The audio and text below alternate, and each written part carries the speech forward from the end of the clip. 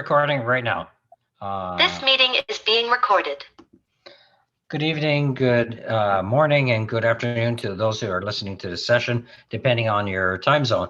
I have the great pleasure of having Emphraim with us today, and he's going to talk about human rights within the ICT sector. And he's done extensive work in this area. He's with Article 19. And so I'm going to turn it over to him. The two slideshows that he has, what we'll do is we'll convert them to ebooks so you can have reference to them. So they'll be included in the playlist. So I'd like to just turn it over to you. Go ahead, Emphraim. Thank you so much, Glenn. So sorry about this slideshows not projecting. It seems there's some issues with the network. It's taking forever to load. So to save time, I'm just going to refer off the cuff and just share the links to the slideshows, which we have kept updating the last couple of months with feedbacks.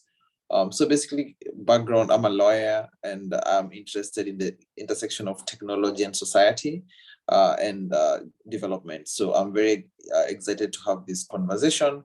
And I'm just going to talk mostly about the intersection between human rights and the domain name system.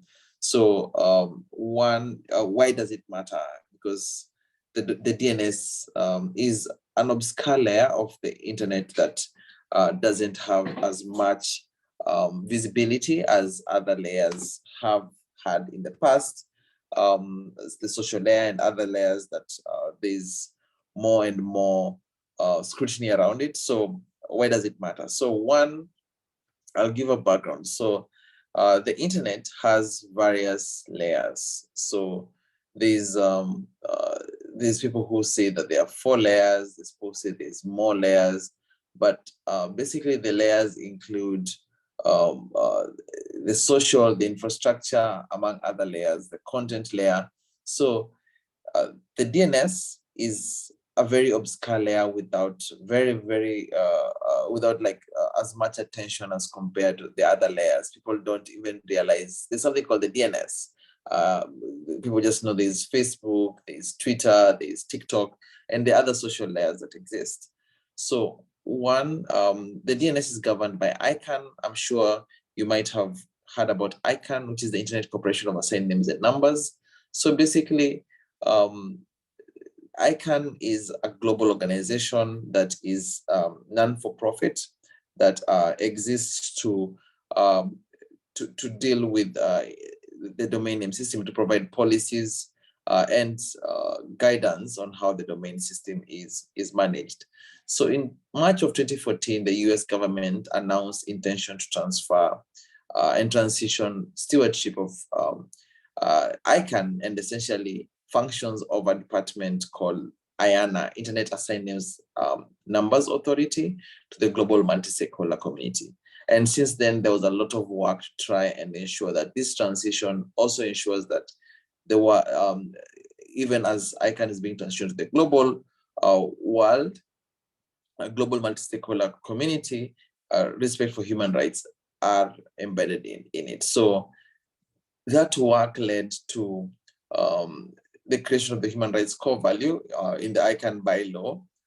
So ICANN bylaw section 27.2 was approved by the board in 2016, and ensuring that within ICANN's mission and core values, there is respect for internationally recognized human rights. So this was further implemented in 2019 when the board approved the framework of interpretation for human rights.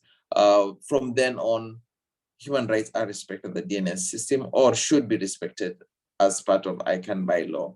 So basically, why is this important?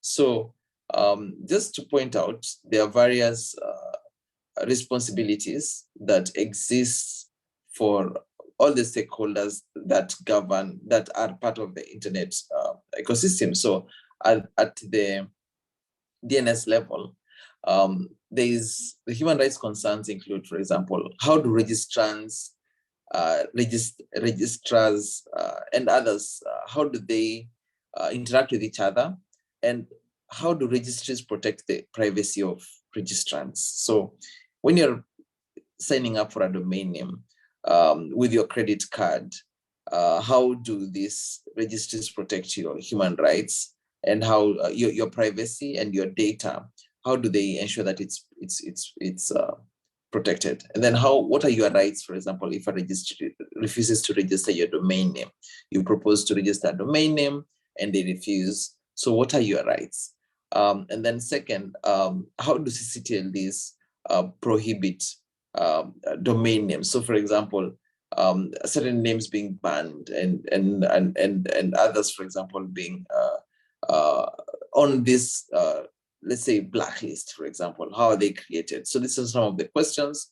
And then just guiding principles. For example, you already have a domain name. When they want to kick you out, what are the procedures? So this is why human rights matter. So just noting that internet domain registries and who are part of ICANN, they set the rules on how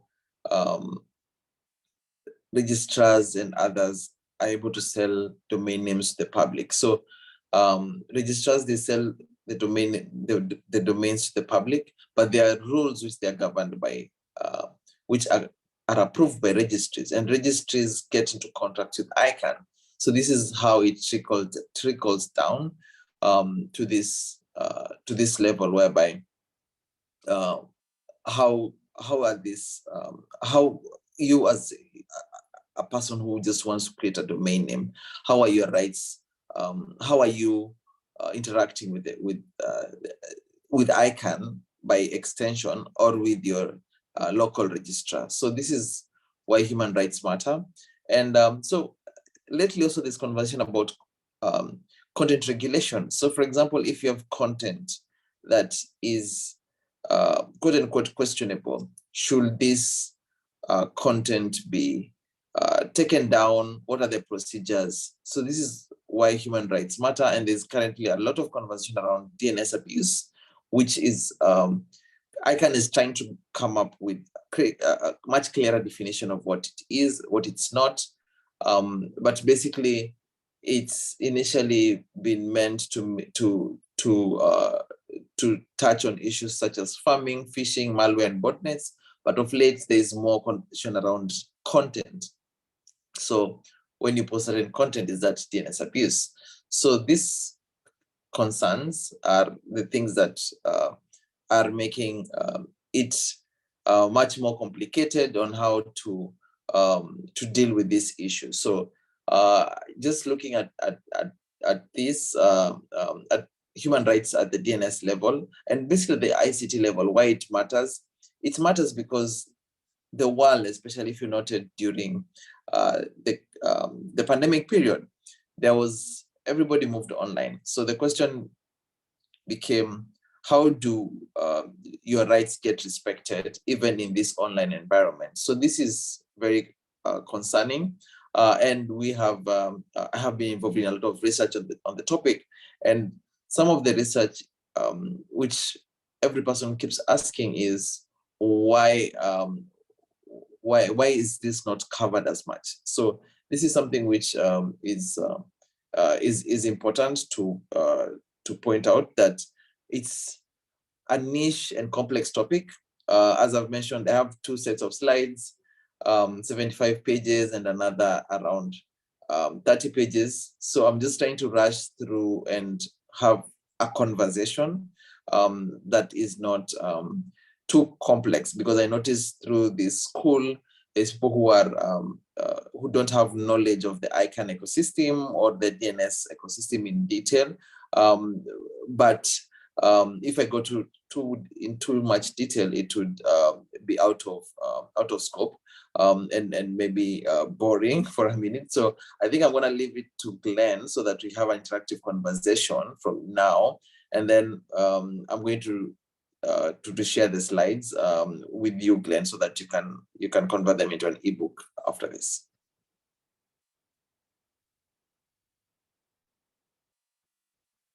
Glenn, are you there? Yeah, I agree with you. So what I'll do is I'll convert both slideshows into ebooks. So they should be fine. Maybe what you can do is I'm going to combine them into one slide. before you share, like, let me just combine them. Yeah, okay. Why don't you combine them? Then I'll convert it to ebooks and share it with you. And when they listen to it, they can go through the slides at the same time. Okay, perfect. Yeah. Oh, yeah. So I'll wait till you send me the combined slideshow. Okay. Okay.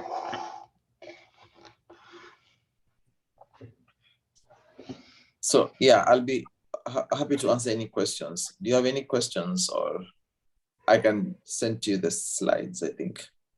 Yeah, you can send those to me. And then what I'll do is I'll post it to the discussion thread, and the students can directly contact you.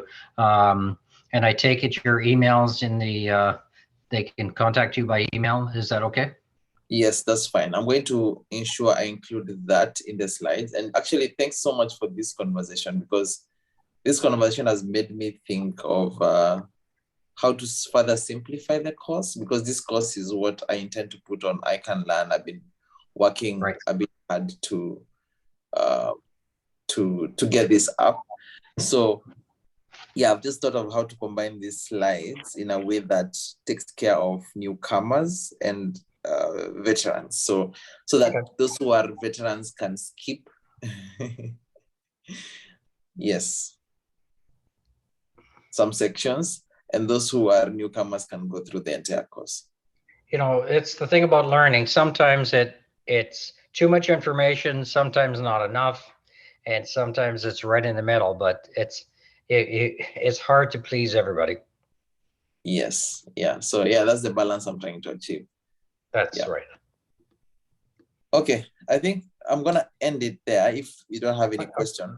And then I'm going to spend some time to just rework these slides into one slide, update it. Because based on the feedback I've gotten this week, and hopefully that will make this course much richer and more